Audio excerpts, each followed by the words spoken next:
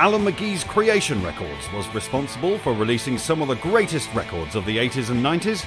After a 5-year break from the music business, McGee tells us why he's decided to return with a new label, 359 Music, run with Cherry Red Records. Hey, revolution is sometime maybe gonna step it up and take over the scene. I said, yeah, your generation is flatlining, baby. It ain't got nothing on me. You say, hey, revolution sometime. Hey, revolution sometime. To be honest, I kind of lost interest in music, and because there was nothing really going on, and then you know, and also I'd been working since I'd been 11, you know,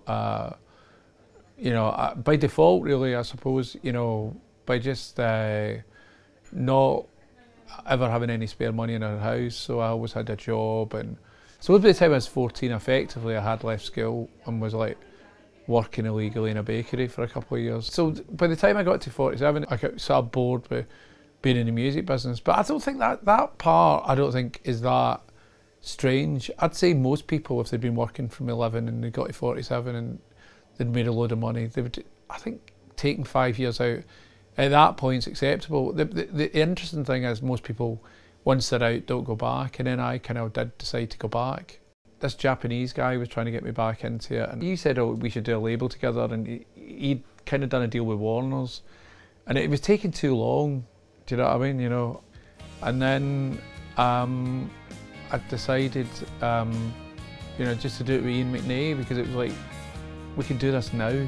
And we signed a load of bands and put a load of records out, and we're on to our next batch of records now, you know. What won't kill you, it only makes you stronger. But now you have learned that the tide has turned for you. I mean, at the end of the day, Cherry Red's, it's pretty simple. I choose the band as a label manager, John Reid. He plugs directly into Cherry Red, and we put the records out, you know.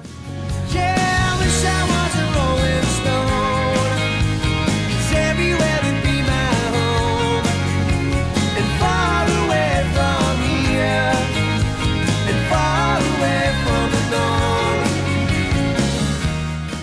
I mean, I tend to sign, in general, kind of working class kids. I think I do anyway. I hope so. I don't particularly make any. I think I may camp it up a bit about the class structure and all that sort of stuff. But ultimately, if you get a good song, I don't care. If you're an aristocrat, if you get a good song, you get a good song, you know. But I do, in general, try and give, you know, kids a chance. Do you know what I mean? Because in a way, I think if there's one part of society that's maligned, it's kids. Because everybody thinks that, you know, they've got it easy. And I think being a kid now, God, I mean, can you imagine leaving school? Because they never tell you you're shit at school anymore, do they? They just give you like, you're great, you're an A, you've got 1 star. Actually, you're really good, you get an A and you get 9 stars. But everybody gets an A. Do you know what I mean? And then can you imagine then suddenly facing reality? And reality is, actually, they don't even want you on benefits. So, you know, and the system's designed to fall out of you so they can kick you off benefits. So I do feel sorry for young people.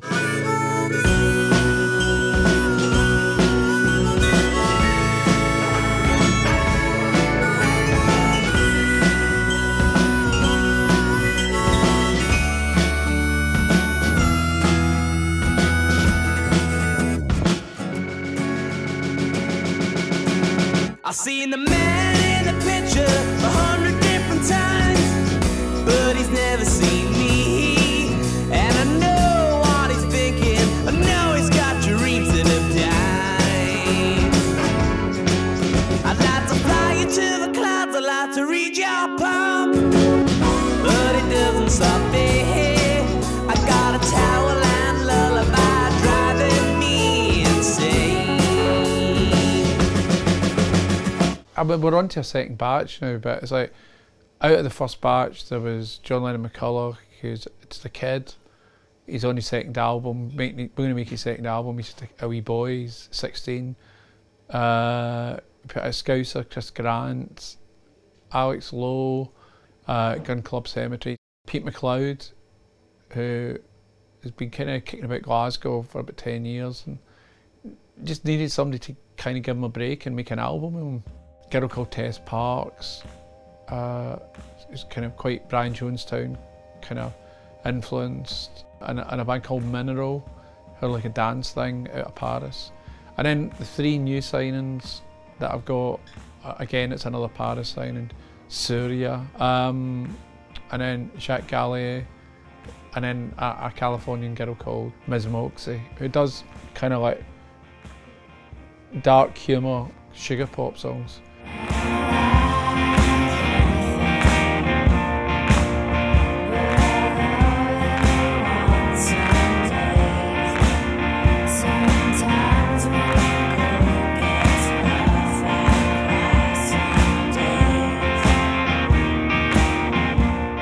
I wanted to do a new label just because nobody does it, really. Nobody gives new bands a chance.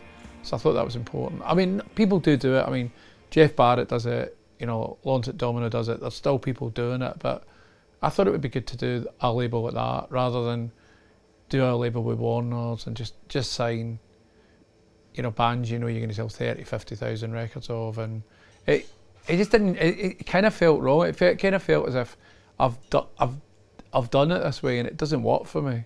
Do you know what I mean? You know, I thought it's more fun doing it with kids and giving people a chance, you know.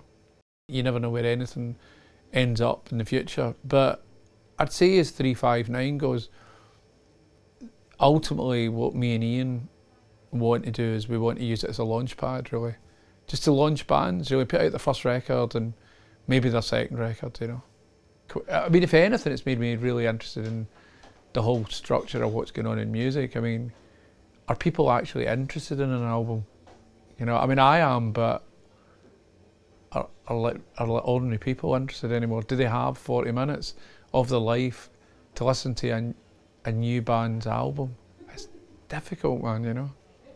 The music business has completely reinvented itself now. You know, I mean, it's, as we're doing this interview, it's reinventing itself. And that's not even like a good catchphrase, it's actually true. I mean, it just reinvented itself the whole time in the digital phase. And so it's like learning a new football match. And I'm not even saying I completely understand that, but it's understanding new football tactics.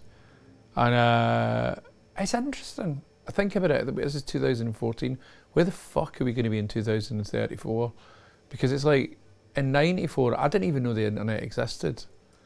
Do you know what I mean? And now we're living in a world of like, unless the music business starts streaming, you know, and people start getting charged for their phone at £10 a month or $15 a month if it's in America, I think it's the death of new music, really, because I don't know how bands, unless they've got really rich mummies and daddies, are going to sustain themselves. Do you know what I mean? You know, so it's going to become like the domain of the middle classes, really. Do you know what I mean? Yeah.